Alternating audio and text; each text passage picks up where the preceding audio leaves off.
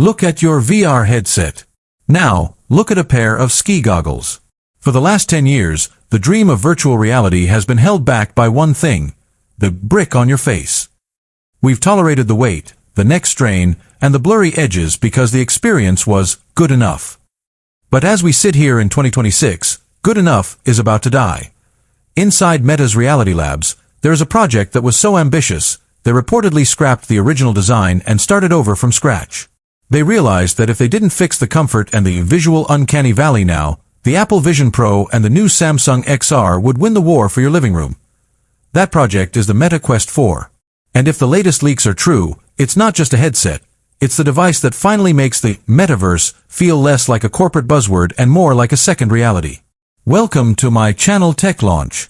Subscribe my channel and click on the bell icon for the new tech updates. Today, we are peeling back the curtain on the most aggressive hardware refresh in Meta's history. We're talking about the transition to 4K micro OLED, the secret Puffin project that offloads the brain of the headset to your pocket, and why Meta is considering a move that will shock the gaming world, shipping a headset without controllers. If you are an early adopter, a gamer, or someone just waiting for VR to finally get good, you need to hear this. Because the roadmap for 2026 and 2027 just got leaked, and it is a total game changer.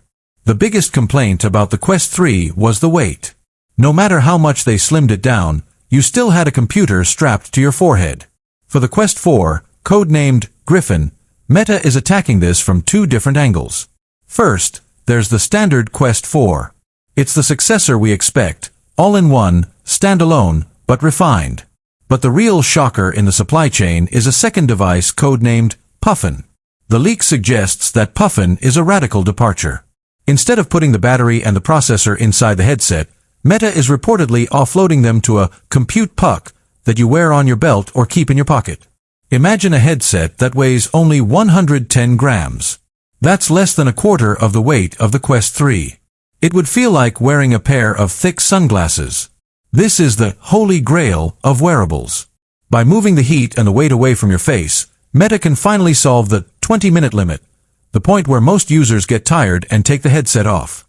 If they can make a headset you can wear for 4 hours comfortably, the entire market changes overnight.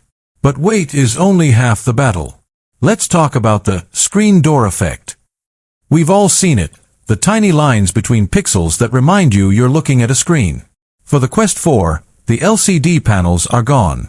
Multiple independent sources are pointing to 4K micro OLED panels. Why does this matter to you?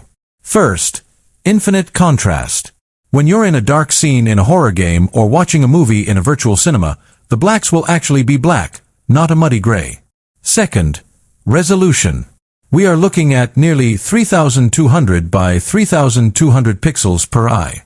At that density, the human eye can no longer distinguish individual pixels. It's the retina moment for VR. And then, there's the secret weapon, foveated rendering powered by eye tracking. In the Quest 3, the headset has to work incredibly hard to render the entire 110-degree field of view in high detail. But your eyes only focus on a tiny point in the center. The Quest 4 is rumored to include high-speed eye tracking